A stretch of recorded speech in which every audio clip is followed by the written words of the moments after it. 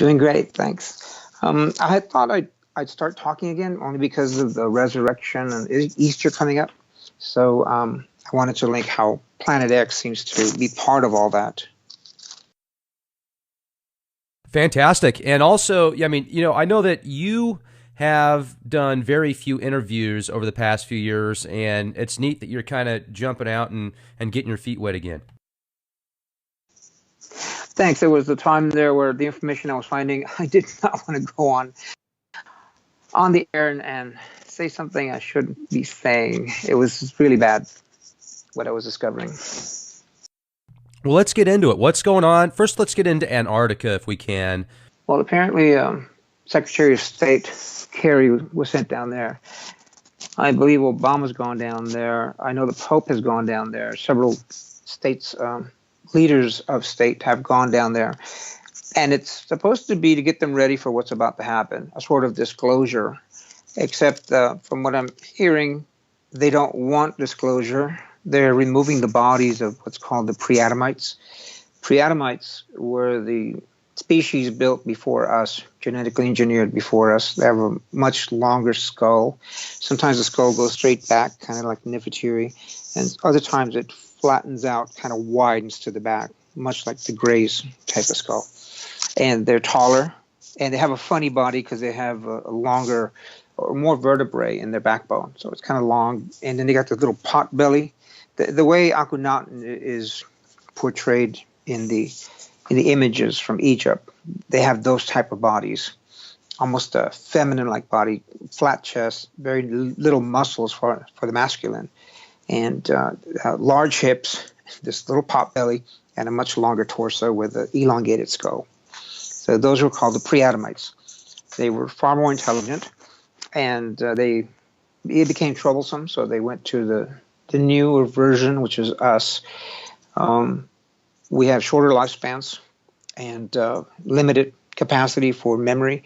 We're sort of wiped when we're born. We don't have access to those memories. And then we also don't have telepathics. So we're the second species that followed. And much of that is in a lot of the writings of the Hebrew. Not everything that was in the Hebrew writings were put into the Bible. They had to decide what was going to go in and what was going to stay out.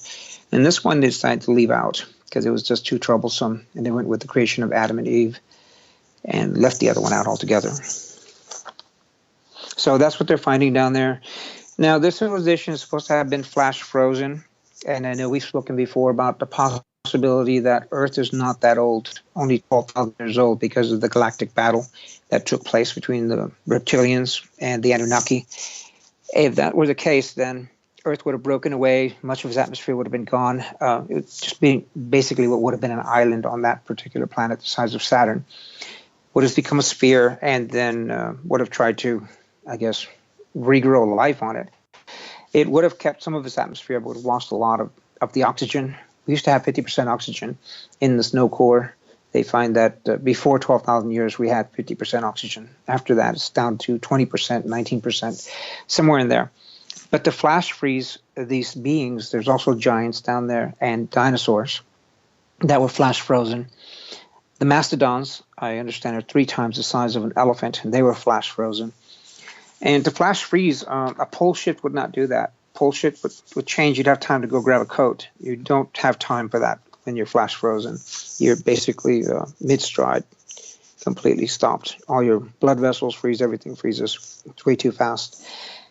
And from what I understand, they're removing these bodies. They've been down there for over 12 years, filming, removing, very sophisticated technology. And they're eventually going to have some sort of tour down there, I guess you can take, and walk through these ruins. From what David Wilcock and several others have as well, there were 3 spaceships that crash landed there. Again, it was 12,000 years ago, right at the time of that galactic battle. And they speculate that these individuals landed there because there was already an ancient civilization there, dating back millions of years. And of course, that would have been Tiamat, part of Tiamat at the time. So they landed there. The ships couldn't get back off Earth, so they started, I guess, building cities around there. Again, this would have had to have been Tiamat, not Earth, because once Earth took place, these guys were flash frozen in position. They know that there's the tropical jungle down there. I believe 65,000 square miles. That was all flash frozen. So Antarctica was at one time a tropical location, and it was flash frozen very quickly. Plato puts it right at about the same time, 9,000 years before him.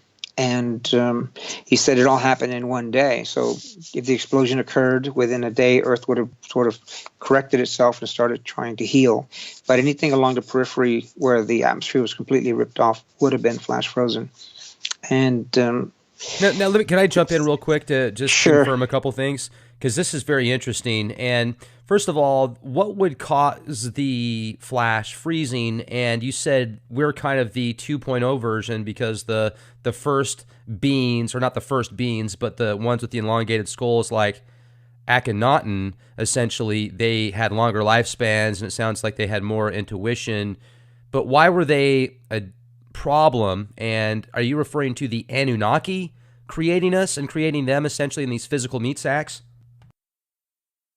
Yeah, pretty much. But you have to also throw in the reptilians, because the reptilians needed more warrior-like individuals. And if you take a look at these guys, they're not warrior material. So they would have modified us. And we came afterwards, and then the Anunnaki took what the reptilians had modified and tried to sort of bring it back in line with what they were. And that's why we ended up the way we've ended up. Very warlike, sex maniacs that have short lifespans and become very aggressive at sometimes. It's sort of hardwired into our nature. So essentially our beings have been tampered with from multiple off-world beings.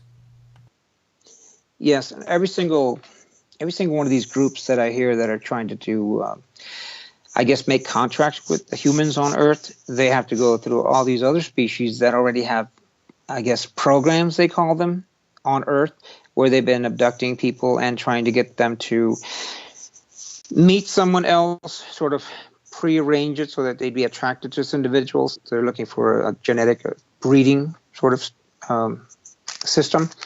You've heard of those where the Greys were abducting women and creating a hybrid species. Oh, yeah. With Absolutely. some of their cells. Yeah, that was really fascinating. These women would be like 3 months pregnant, and all of a sudden they wouldn't be pregnant at all. And they go to the doctor. The doctor didn't want to hear anything about it. So they didn't have anyone to turn to. But those things they're creating are not human. And you can't take a child, especially something that's predominantly genetically human, and just keep it in isolation. Don't hold it. Just leave it in a corner to develop on its own. It's going to have psychological damage, and it's probably not going to live past the age of 14.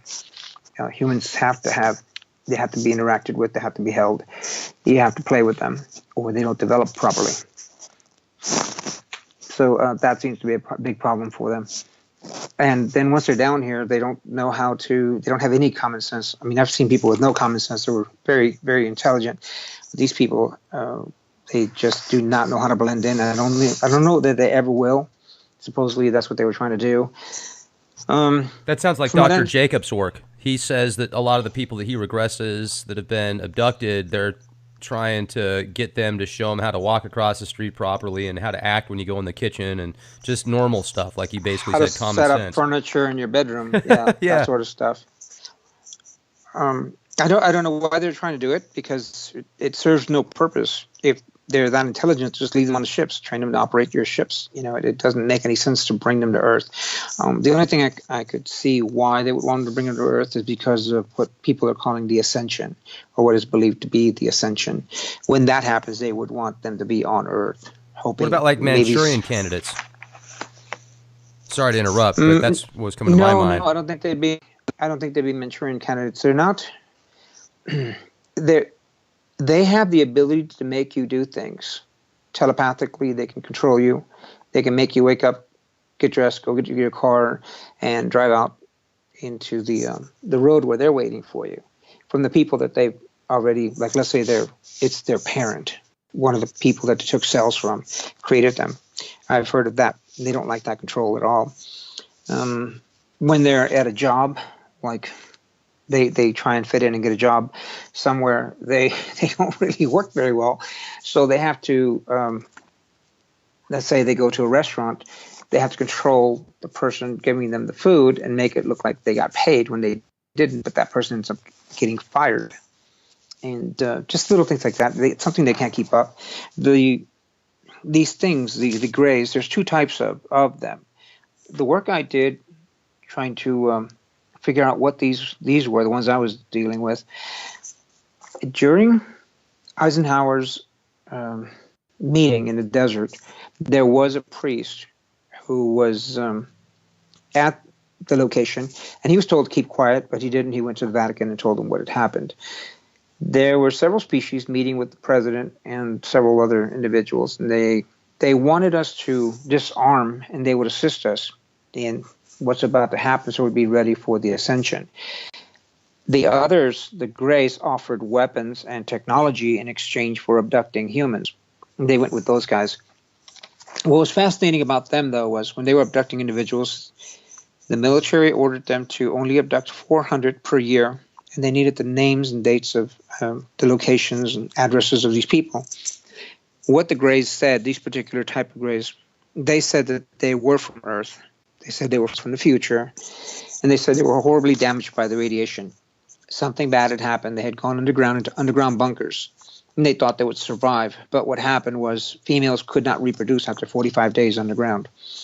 And then they had to use their cloning technology. That sounds pretty far-fetched, but I've seen cloning technology is very real. Anyway, these guys had it at that time, and that was the only way they could survive, by cloning themselves over and over and over. They were trapped underground during the earthquakes that took place. And this would be somewhere about what we would call the apocalypse time frame. Anyway, they finally got out of there. And when they got to the surface, they were horribly damaged by the radiation. The military jumped to the conclusion it was some sort of ICBM war with other countries here on the planet.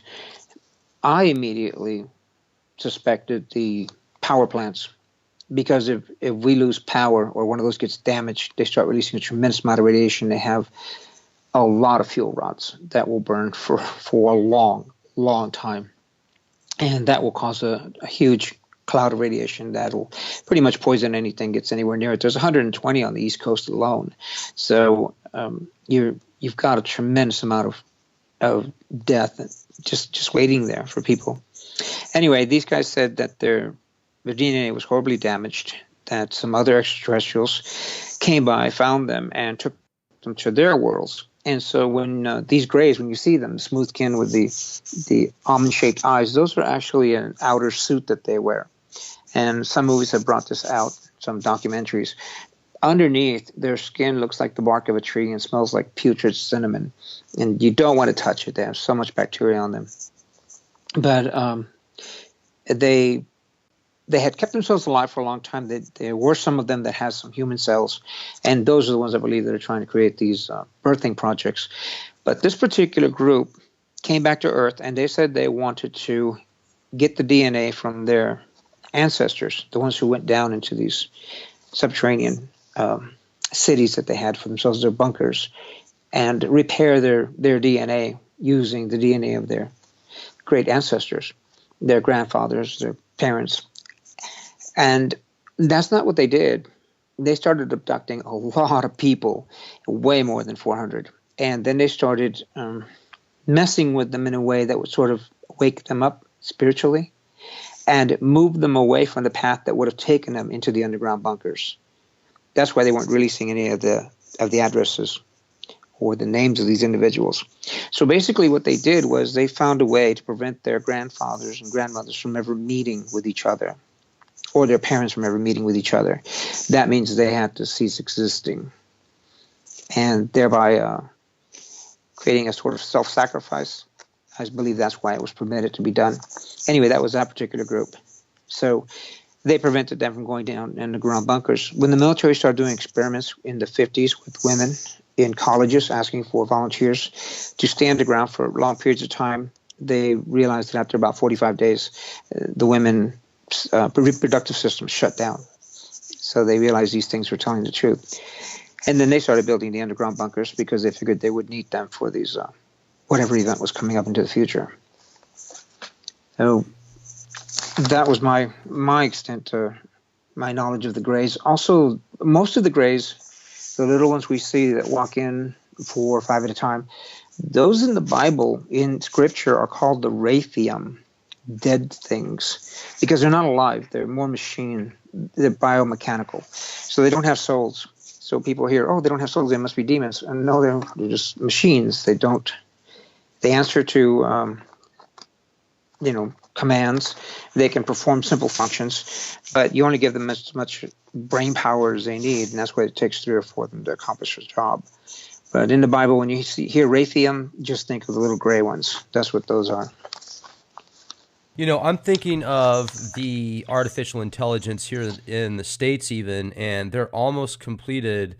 There is a IBM supercomputer that is calculated to run 300 quadrillion floating points per second. And the quantum computers, I don't have enough data to show exactly how fast they actually are. I do have the data on many of these silicon-based chips, and even the one in China right now that's running 93 quadrillion floating points per second. I mean, that is so incredible. So where am I going with this? The software that they have for predictive programming, combined with all the technology, all the research, all the data, essentially, that has been obtained from each human being, from their habits, the metadata, etc. I wonder if there's already like a ghost in the machine, and the archons or these entities possibly have a way to literally control, like you said, the politicians, the corporate gurus, those that have the money and the honey, essentially, to do their bidding. And it seems like they're turning this planet into a transhuman / all microchipped, all electronic, all artificial essence. I mean, now they're even running out 5G, not 4G anymore. Now it's 5G, where they want to have 5 billion hertz machines on every block, essentially, just blasting people with Wi-Fi constantly. I mean, the 4G isn't good enough. We got to have 5G, and then 6G, and then 7. I mean, just add a couple more zeros behind the hertz. It's getting ridiculous. Well, Jason sent me some information dealing with AI, and they have found these signals coming from space. And they seem to have been sent from the past into the future. And these signals pretty much tell them how to build these machines. So guess what they're doing? Oh, let's build them. Let's see who can build them first. And that's not smart. These were AIs who lost the war long ago. So they sent this information to the future, hoping somebody would be dumb enough to build these things.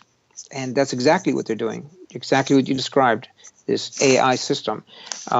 It's a very ancient war that took place. They never really lost, sort of just kind of to be continued. And that was the reason Tiamat was destroyed. Remember that black goo that ran all over the ley lines of that world? It was a massive artificial intelligence controlling that planet. And well, is that what it is? So is black goo actually like artificial intelligence microorganisms that wherever they go, they connect to the group consciousness? So if it's a million miles away, it can send that information back and be controlled? Right. And if any part of them gets destroyed in any kind of battle, or we find a way to destroy them, then that information is transmitted to the others, so they'll know what we're about to try and work against it. In other words, to fortify themselves against that type of attack. And the black goo is a sort of nanite. I understand the military immediately thought super soldier, right? Because these things can get inside of you and modify you at the molecular level. They're that small. And they did. They started modifying people. But what they started, these things weren't creating super soldiers. They were creating superhumans, but they were more benevolent. They were less aggressive, calmer. They just had this desire to either learn a lot of languages or learn a lot of sophisticated information. And it worked, just not what the government wanted, because they couldn't control them. And so they released it into the sewer lines over in Europe. That particular group did. And so this stuff got into all the organisms in the sewers and then became airborne. And anyone who living next to these things all of a sudden started reading more and speaking different languages, and it's pretty fascinating when you hear these people talk about it. But they sort of tracked it down and found out what it was. It was the AIs that were released into the sewer systems. So this has already been released, but it is working more in a beneficial way. Now the AIs, apparently the reptilians are allied with the AI, and their bodies are completely saturated by these tiny nanites. But the Greys used to be slaves to the reptilians, from what I understand. They broke away. The whole AI thing is interesting when you start looking at autism, because if you take a human child and make them catatonic through all these injections you give them, an AI system like this could easily infiltrate their body, connect where they need to, and run the body. Give them a vessel, sort of. Certainly. It would make it easier. And if you've seen the film The Accountant, which just came out a short while ago on video, where Ben Affleck does a great job playing this kid that has autism, and then he learns how to be essentially a rogue super soldier, and the abilities that he had is incredible. And if you have autism, your sensory perception is different. Therefore, like, you can't feel things as much as somebody else. It's almost like if you are, let's say you're holding your own hands. It's almost like you're holding hands with mittens on, because the nervous system gets damaged from the chemicals in the vaccine. So absolutely, I can see that. And I also wonder if they do this on mass scales to maybe pull out 100 savants out of 100,000 people that they physically damage, and mentally and spiritually. The vaccine agenda, there's a multiple line of reasons for it, I feel. Oh, and get this, just while we're at vaccines, the MMR vaccine, there was a recent study released, and I will actually release this data here shortly. 2,000 plus parts per billion of glyphosate in the MMR vaccine. 2,000 parts per billion. You know what glyphosate is? It's Roundup. That means you're literally injecting yourself with Roundup. You're injecting babies with Roundup. Welcome to the New World Order. They love you so much. Sorry. Continue. It makes me so mad. I mean, it's just unbelievable. Yeah, and that's why I'm like, well, we're making some headway, but these people, they're still very powerful and in very powerful positions. So draining the swamp's going to take a little longer, I think. One of the things I wanted to connect Planet X with, because we started talking about that, this going back 12,000 years, again, 12,000 years, everything always goes back to 12,000 years, that the major damage that took place. To, let's say our world exploded, right, and blew up. Somebody blew it up. And we're right on the edge of the section that, gets blown out into space. Well, the atmosphere is gone, and space is incredibly cold, so you're subjected to the space without the warmth of Earth around or anything else around, and you would literally flash freeze because of the temperature from space, how cold it is. And that's the only way I would see that something could flash freeze. I don't see any other way you could do it. There was that movie, The Day After Tomorrow, with those gigantic vortexes that allowed the outer space temperatures to drop in because they weren't being pushed back, sort of like a reverse vacuum, and brought the cold temperatures down. And in that movie, they portrayed people just kind of taking a breath and just freezing in place. There's also that fox down, and something similar to that happened over in Russia. There was a fox crossing a stream. You can see his nose out of the ice, and his eyes and ears out of the ice, and the tip of his tail out of the ice, but the rest of him is in the ice. So he was swimming across the stream, and that flash froze. That was back when we were first experiencing those polar vortexes they speak of. So these beings, there were quite a few beings here on this world, but according to what they call the Muhammad Accord, something they signed back in the 16th century, or actually 6th century, they're not supposed to show themselves anymore. They're supposed to remain hidden and just kind of allow humanity to see what would play out, kind of hide in the shadows, the hidden hand sort of thing, to run the world that way. Uh-huh. And that's kind of what they've been doing. So they've just stayed in the back, see where we'd go. And apparently, because of all the pedophile stuff coming out and all the attention being drawn upon them, they're kind of shine the spotlight over in that direction. Hey, look over here. And, oh, this is so important and monumental, we just need to put this pedophile stuff aside and we'll get back to it later, which they never will. What they want to do is basically put us in a bigger box. Inside the box we're in right now, there's no such thing as aliens off-world or life from other worlds. In this bigger box that they want to put us in, there were a type of humanoid on Earth or possibly Mars that was very advanced. Their world was destroyed. They came here to Earth and eventually got flash frozen down. And the South Pole, they'll probably claim it was some sort of pole shift.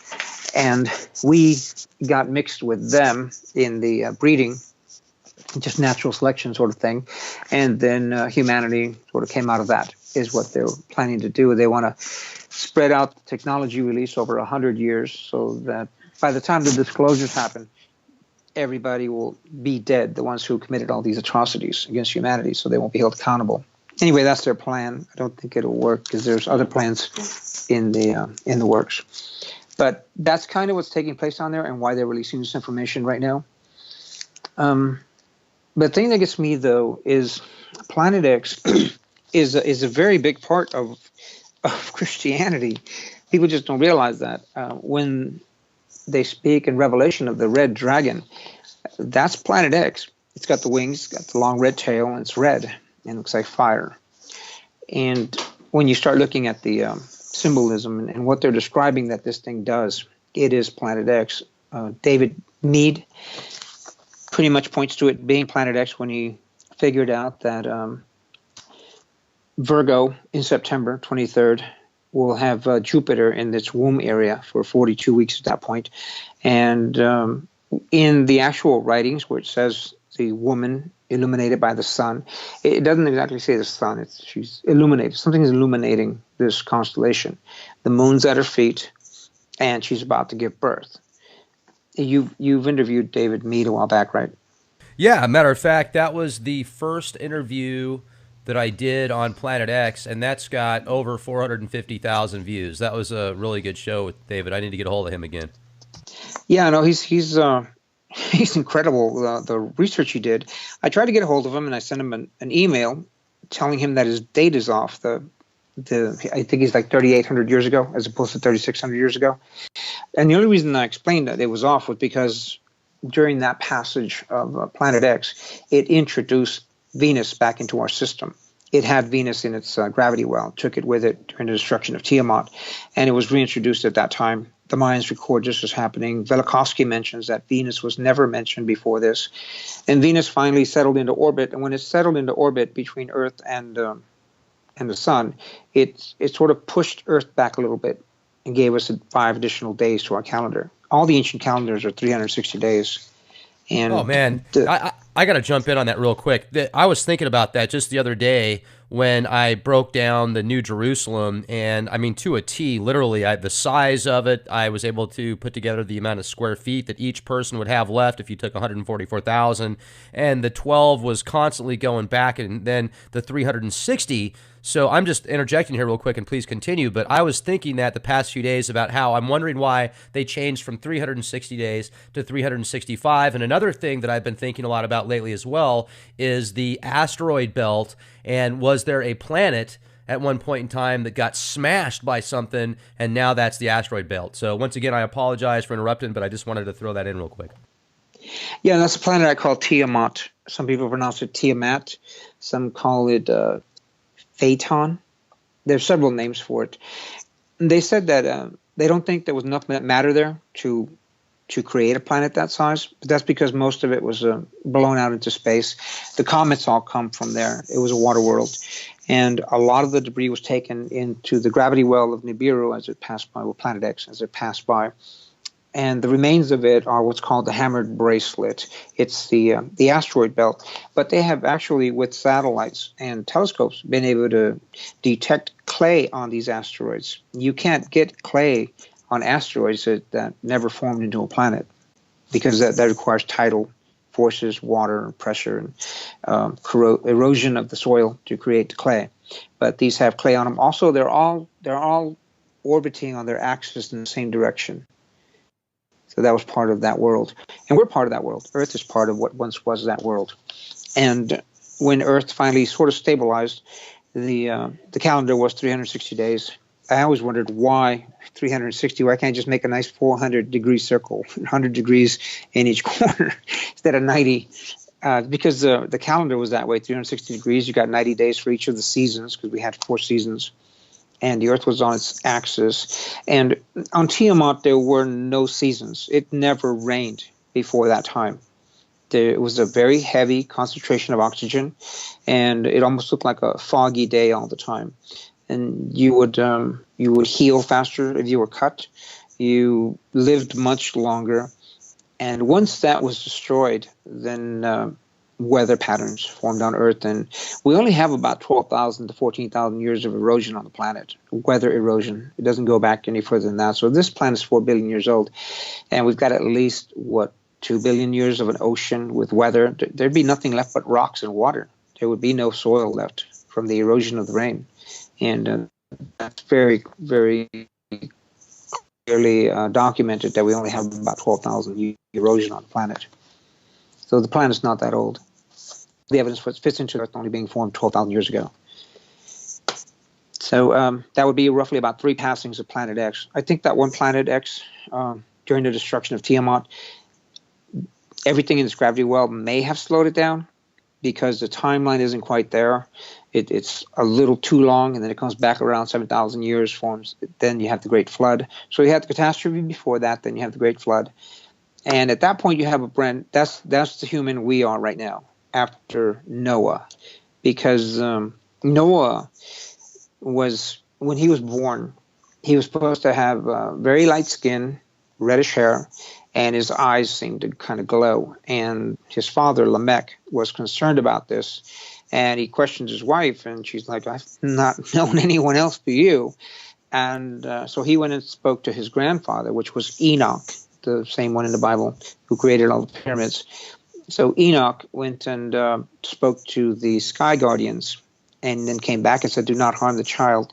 They have, in the best wording they could use, artificially inseminated your wife with this particular child. He is the sort of the prototype of the next race." And those writings were found in the Dead Sea Scrolls. It's called the Book of Lamech. He was a father of Noah. So I find it interesting that sometimes Tom Horn and Steve Quayle will speak of the purity of the line of Noah from Adam and Eve, and how the demons keep trying to infiltrate him. You don't realize he was a Nephilim. He was genetically engineered. And it's right there. The information is right there for them to go look at. They just kind of ignore it because it doesn't fit into their little plans. The Dead Sea Scrolls are fascinating. I've actually got a copy of the newest translations, and if you read the Secret Book of John, I mean, it's got a completely different version of Genesis. Yeah, and the Book of Enoch wasn't in there. The Book of Enoch was hunted down and destroyed for millennia. They finally thought they'd gotten rid of every copy. And when you actually see the Book of Enoch, you realize that Christ quoted from it quite a bit. It was required reading at that time when Christ was on earth. And they were going to remove the book of Jude from the Bible because he quotes from that book. He says he quotes from the book. And so they were going to remove it since that book was not in existence. But there's several books that are missing. There's the book of the Wars of the Elohim. That book is missing. And I think there's like 9 other books it mentions that are missing, that these were very important books and were not supposed to be destroyed. But there was actually sort of a witch hunt by the Romans, who ordered a lot of these documents destroyed. The Book of Enoch says that angels can take form. In other words, they can become human beings. They can be born like human beings, inhabit a body. And they had to destroy that because Christ, if you start looking into the Bible, into the angel of the Lord, the one called the angel of the Lord, when the angel of the Lord is described, this particular angel, and he's always called the angel of the Lord, fits everything Christ did. Everything that Christ later does, this particular angel sort of mimics in advance. So if one of the angel of the Lord came on to Mary, well, that means that he got into the body and he was the one who was born as Christ. And the Book of Enoch describes this as happening. This was what they call the matrix.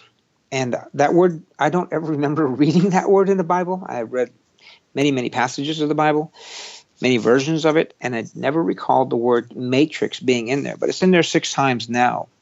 You've heard of what's that thing called, the Mandela effect? Yes, I have. Well, that's one of the changes to the Bible now. It says matrix, and it's in reference to the woman's womb. I spoke with the author of the Matrix, with Sophia Stewart, and I had always thought it was Wachowski brothers, but apparently they plagiarized everything, the name of the book, the name of the characters, everything. Anyway, it took her 6 years in court, but she finally got all her rights back. The Matrix, she explained, is when they created woman, and just one other author has created a book I need to get my hands on. It's on Amazon. And she's describing how when woman was created, they sort of went overboard with the upgrades that they put in woman, because the males were sort of a worker, and that's what Adamu means, worker. But the female, in order for her to have a child with the spirit, the soul from Creator, she has to have a matrix. A matrix is sort of a stargate within the female. And the female, during the gestation period, this matrix sort of gets the signature of the soul that will be in the child. And when it's creating the cells of this body, it is causing the DNA, what we would call junk DNA, to be aligned, tuned, in sync with this soul. So that soul can then inhabit the body, sort of connects like an avatar, and can express itself and be here on Earth. That's what the Matrix is. And so I was really fascinated by what she was explaining it as being. And she also explained that she also wrote the Terminator series, and the Terminator series is actually the first part of the Matrix series. That's how the machines eventually got powerful enough. I remember several years ago actually talking to her when I was on a different platform, and I read that screenplay that she put together, and it's interesting. It seemed to me like a lot of the information that she got was stuff that you could pull out of Revelation, but that's, and that's just my opinion. But, the one thing that I do notice a lot of is there's so much transhumanism and AI, and even in a lot of the new films now, they are portraying the androids in the TV series Human as being more humane than humans are. And it seems like we're certainly getting a slap in the face, whereas the push is towards this AI construct, which makes you wonder why. Why in the world would we give so much power over to an artificial intelligence and even mentally give away our own rights in a sense? Well, that was one of her biggest concerns, that these AI will eventually take over. And she's got enough degrees to understand the concept of the programming of the AIs. To an AI, we're in a coma. We don't think anywhere near as fast as they do. But AIs aren't alive. They can make decisions, and they can make suggestions, or they can plan things out. But you do recall when they had that big chess game with IBM and Big Kasparov? Blue? Oh, yeah, absolutely. Yeah. They wouldn't let him see the programming, and there were 6 chess players, masters, back there supposedly counseling these programmers. That's not what was happening. Right. Big Blue was just a big box, and these 6 guys were all playing this one chess player. So let's say it was a real AI, and IBM won. Okay, where's the technology? What did you do with it? They put it in a box, they put it in mothballs, and they hid it away. They never did anything with it because there was nothing there. There was nothing to Big Blue. It was just a scam. And that's why they wouldn't let them see the printouts. There were no printouts. And basically it was just a bunch of chess masters playing the one chess master, and IBM getting a lot of publicity for it. I'm glad you brought that up.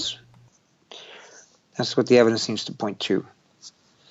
So with the Catholic Church, the work I was doing, I had grown up Roman Catholic, and I had wanted to be a priest, an exorcist for the Roman Catholic Church, but they were doing away with the exorcists at the time, so I ended up leaving the church. But Father Malachi Martin, he spoke on this a few times, but he was fairly certain that whatever this was something that comes from space, something that's approaching Earth. And he got a chance to read the actual prophecy, the third prophecy, and he vehemently stated that was not it. He read it, and that was not what they released. They've never released the third prophecy of Fatima. But the church became concerned because it spoke of something coming from the cosmos and causing great destruction coming into the solar system. So they're supposed to have a satellite that NASA launched for them, flying out in that direction. towards Orion to look for this thing. And they also have that one telescope they have over in Italy, and they've got that new one they built on Mount Graham. This one's the only one of its kind. It's a binocular, so there's two specific scopes that are looking in the infrared region, and these are theoretical. They're first of their kind, and they named the thing Lucifer. So they're looking for this object to be coming from the southern hemisphere. They know it's there. They know it's coming, and they've also been rewriting the Gospels. A new version will be coming out, and it will include, I guess, the Anunnaki in it, because they're definitely tied in to everything that happened to Christ during the crucifixion. The tie to Planet X and the Exodus, many researchers have already figured out that that's when it came by. We were talking about Meade a little while ago, and his dating of 3800 BC is about 200 years off. And I explained to him, you've got Venus in there. In your calculations, take Venus out, because Venus would have just kind of been a rogue planet at that time, wouldn't have been settled into position yet. And calculate the time, you'll come up closer to 3,600 years. And I also discovered that because this disk he was talking about, the Nebra sky disk, that green disk that has gold stars on it, it's actually brass with gold inlay. That disk pretty much is a star observatory. They've got this one circle on one side, half circle, then another half circle on the other horizon, and they're about 72 degrees apart, so you can see where the moon would, or the sun would go as far as it could in one horizon during this, say, summer, and then it moves in the other direction to the other equinox in the wintertime, and you'll see the limit of where the sun would go, or where it would rise and where it would set. We have one on the east and west horizon. Stonehenge is similar, and there's several others throughout the world that are similar. I believe these were early systems, and the reason I believe that is because you could check every year at that time when the equinoxes were supposed to be coming, and you would see that the sun rose exactly where it's supposed to. Once you saw the sun was out of position, then you would know to start preparing for the return of the thing. And WSO, the Wormwood Systems observers, they noted that the sun was off by 17 degrees during the winter solstice. It's supposed to be at a specific location on the horizon. It was not. Also, the other day, 2 months ago, I walked out of the front porch here.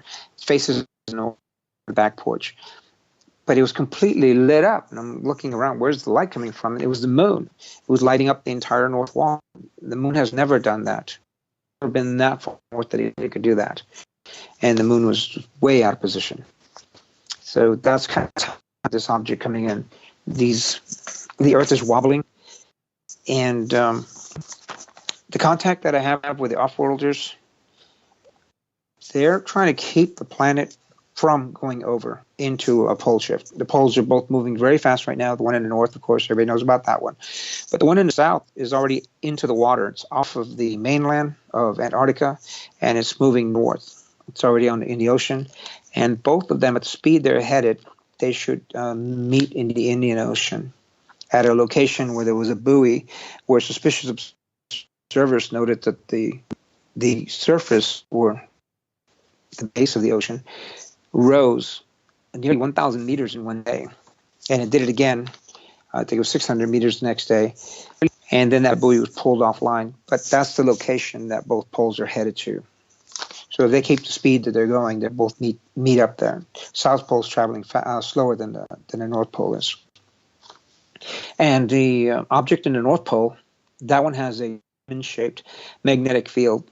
They're trying to hold the northern pole in that position, and another one, the southern pole.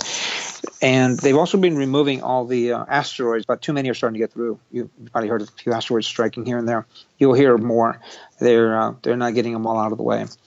We will be getting hit. Mars is getting hit. The moon is getting hit. And if you recall, Napolitano, when she left she was in charge of security. She mentioned that she was resigning because of the catastrophe that was about to happen. She said it would be cosmic in nature. Woolsey, the CIA director, said something very similar. And what she was describing was these asteroid strikes. Now, we should have got them already. It's just that they've been moving the really big ones out of the way. And the reason they're doing this is because of what humanity is and what humanity has done. And we look around, we don't see any major progress. If anything, we see we've lost a lot of ground. But on another show, I mentioned that Dolores Cannon has spoken of these 3 waves of volunteers that had come to Earth to try and change the outcome of the world, because 850 years into the future, there's great destruction across the galaxy. And it's basically caused because of Earth, because of some tyrannical things that happen on Earth. And you can imagine the Galactic Empire in Star Wars, something along those lines combined with the New World Order, controlling the entire galaxy. There'd be no way to get around it, because they would have birthing centers, and at these centers they would eliminate the individuals that had a higher frequency rate, I guess, more spiritual. They're already doing that, from what I understand. There's people who monitor the baby rooms, and they will eliminate the child. And that's why you have these people called walk-ins. Someone will be born in the child, and they'll grow up to a certain age, and then they leave the body, and the walk-in comes in, so that they weren't eliminated at birth. I don't know if you ever heard of walk-ins before.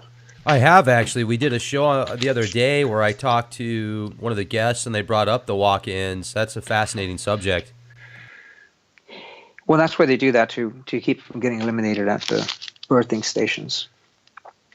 So one thing that I found fascinating about the Exodus, not only that it matched everything that took place, the timing, the cloud that they said they were under when they were walking in the desert, because once the Santorini caldera went off, which is something like the Yellowstone caldera, it would have caused a cloud about 18 months long, a dark cloud of ash that would have prevented the sun from shining through very brightly. You could see the sun, but you would not be able to get a shadow from the sun.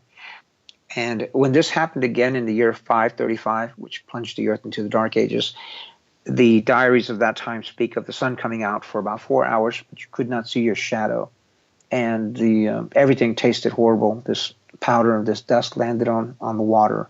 And they got to drinking beer a lot at that time, and the wine that they had, and had to dig up new wells, new springs. But it set the world back considerably into the Dark Ages. They just weren't prepared. They didn't have that kind of food stores. The church did, because they were demanding 10% of your crop. So any royalty that survived that would have owed an allegiance to the church. And then the church pretty much rewrote everything on the planet. Now we were on a flat earth, and they were the intermediaries between the Creator and us. And they were going to be reading it all in Latin.